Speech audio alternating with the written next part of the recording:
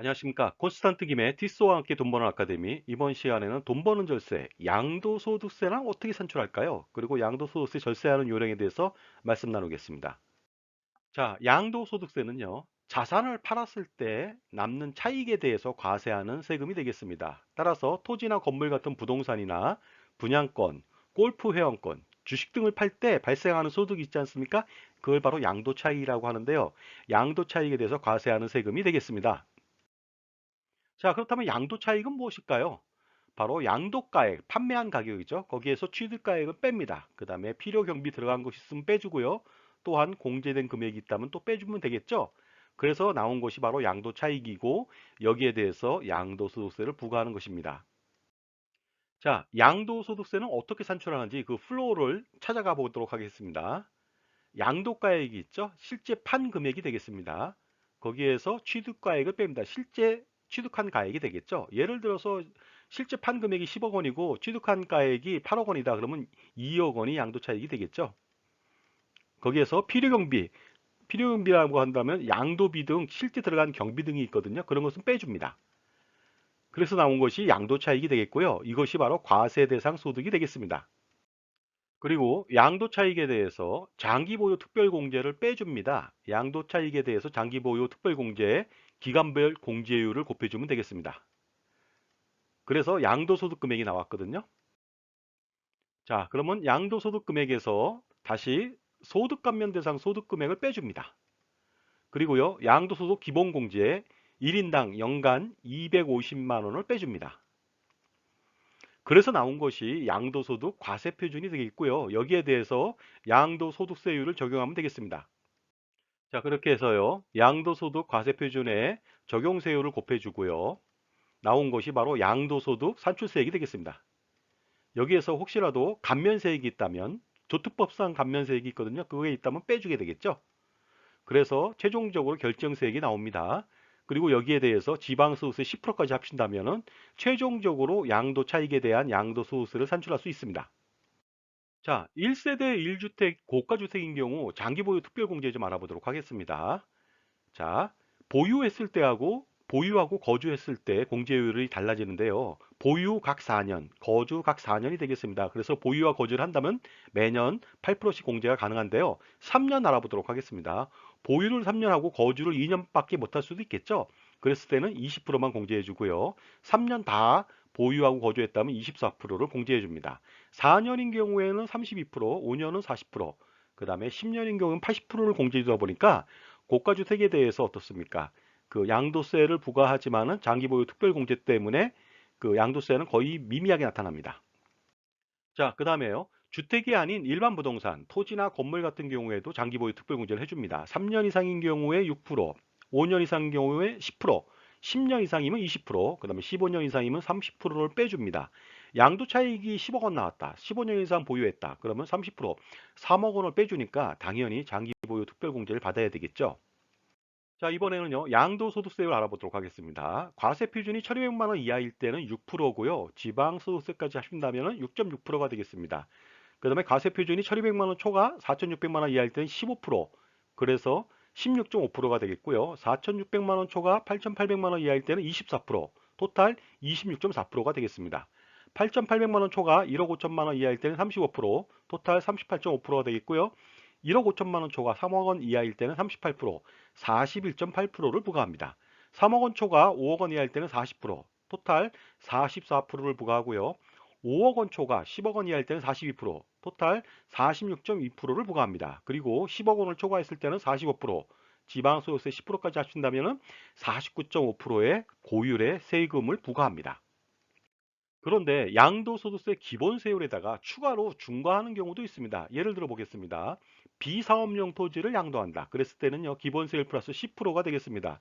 따라서 과세표준 1,200만 원 이하다. 그러면 6%가 아니라 16%가 되겠고, 지방소득세까지 포함한다면 17.6%가 되겠습니다. 그리고요, 10억 원 초과했을 때는 55%, 지방소득세 10%까지 합친다면 최고 60.5%의 엄청난 양도소득세를 중과합니다.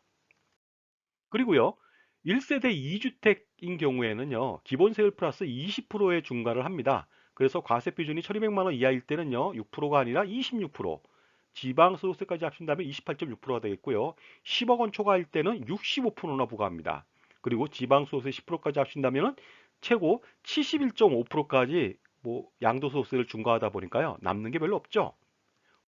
그 다음에요. 양도소득세 중과의 최고봉. 1세대 3주택인 경우에는요. 기본세율 플러스 30%를 부과합니다. 그래서 과세표준이 1200만 원 이하일 때는 6%가 아니라 36%입니다. 그래서 지방소득세까지 합친다면 40%에 육박한 39.6%가 되겠고요. 10억 원 초과의 양도 차익이 발생했다. 그러면은요. 75%, 지방소득세 10%까지 합쳐갖고 무려 82.5%라고 하는 어마무시한 양도소득세를 중과하다 보니까요. 굉장히 좀 리스키하다고 볼 수가 있을 것 같습니다. 그리고요, 보유 기간별 양도소득세도 알아보도록 하겠습니다. 보시면요, 주택이나 입주권 같은 경우 1년 미만인 경우에는요, 70%를 부과합니다. 2년 미만은 60%, 그 다음에 2년 이상인 경우에는 기본세율을 부과하니까 그 최고 45%까지 부과하겠죠. 분양권 같은 경우에는 1년 미만이면 70%, 그 다음에 2년 미만이거나 2년 이상이거나 전부 다 60%의 단일세율을 부과합니다. 그리고요, 미등기 양도 자산이다. 그런 경우에는요, 무허가 건물이 되겠죠? 70%를 부과하니까 주의하시기 바랍니다. 여기에다가 플러스 10% 하니까 77%가 되겠죠? 자, 그렇다면요, 양도소득세 플로어를 간단하게 한번 명시해 보도록 하겠습니다. 양도가액에서요, 취득가액을 뺍니다. 그리고요, 필요경비도 빼주게 되겠죠? 그리고요, 그 공제금액이 있으면 또 빼주게 됩니다. 이렇게 해서 나온 것이 바로 과세표준이 되겠고, 여기에 대해서 세율을 곱해주면 바로 양도소득세 산출세액이 나올 것 같습니다.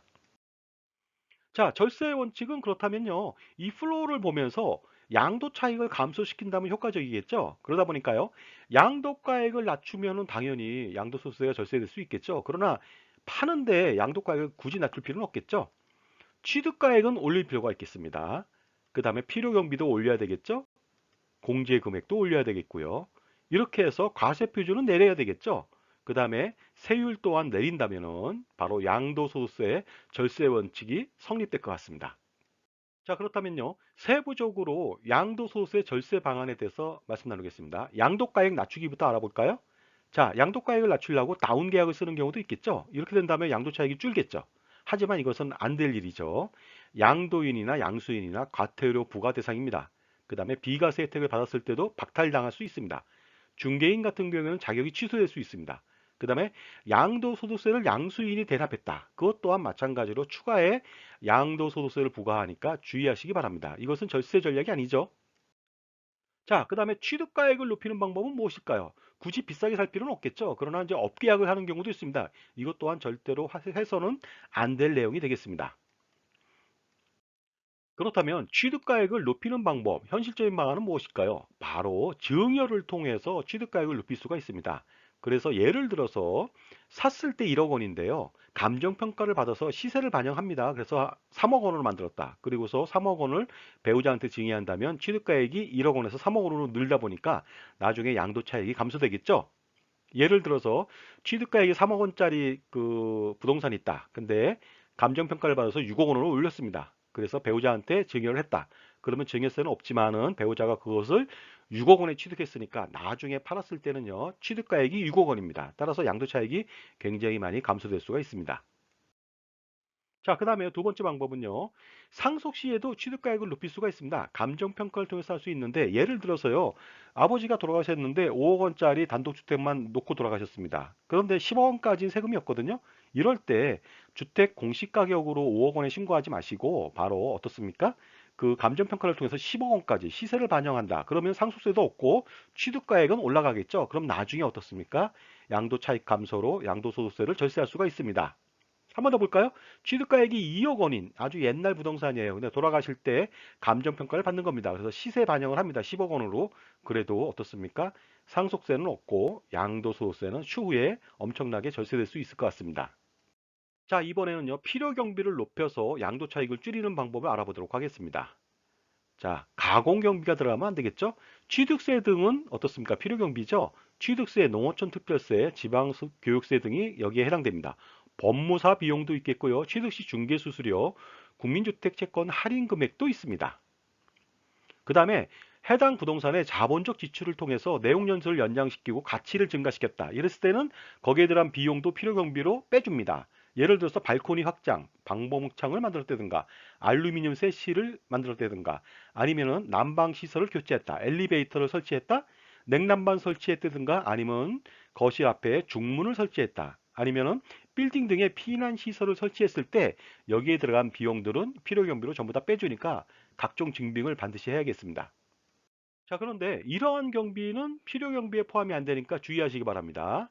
자, 수익적 지출이라고 해서요, 본래의 기능을 유지하기 위해서 그 수리한 비용들이 있습니다. 이것은 필요 경비에 불인정합니다. 예를 들어서요, 벽지나 장판을 교체했다. 싱크대나 주방 기구를 교체했다. 난방 시설을 교체한 게 아니라 수리했다. 외벽을 도색했다든가 문이나 조명을 교체했다. 옥상 방수 공사를 했다. 하수도관을 교체했다. 타일이나 변기 공사를 했다. 이런 것들은요, 수익적 지출이라서 필요경비에 포함이 되지 않습니다.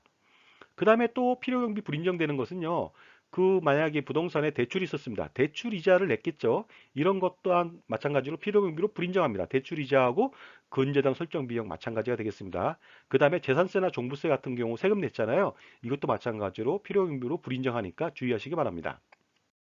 자, 계속해서 필요경비에 대해서 알아보도록 하겠습니다. 양도시 중개수수료 당연히 포함되죠. 양도소득세 신고대행 수수료도 마찬가지가 되겠습니다. 그리고요, 부동산의 인도 의무를 이행하기 위해 양도자가 지출한 명도 비용도 마찬가지가 되겠습니다.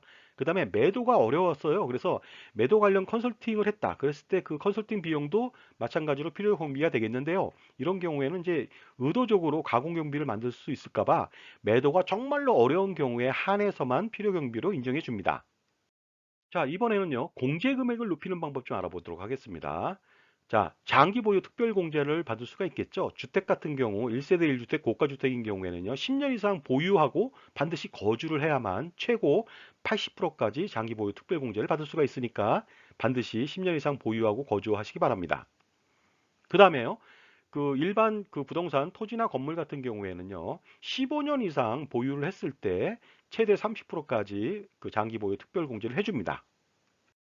자, 이번에는요, 과세 표준을 낮추는 방법 알아보도록 하겠습니다. 취득할 때요, 혼자 취득하는 것보단 부부가 공동으로 취득한다든가 아니면 여럿이 취득한다면은 효과적으로 과세 표준을 낮출 수가 있습니다. 그 다음에 다수의 수중인들한테 사전 증여를 하는 것이죠. 아들한테만 하는 것이 아니라 아들, 부부, 손자녀까지 포함해서 여러 명의 수중인들한테 사전 증여한다면 어떻습니까? 과세 표준을 낮출 수가 있습니다. 왜냐하면은 이렇게 양도자가 다수일 경우에는 과세 표준을 쪼개기가 가능하다. 따라서 누진 과세를 회피할 수 있기 때문입니다. 자, 이번에는요, 양도소득세율을 낮추는 방법 알아보도록 하겠습니다.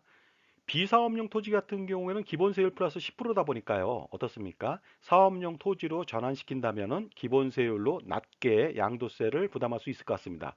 그리고요, 1세대 3주택, 2주택도 마찬가지로 양도세 중과를 먹는데요. 사전 증여를 통해서 분산시킨다면, 그 다음에 나중에 세대 분리를 한다면은 어떻습니까?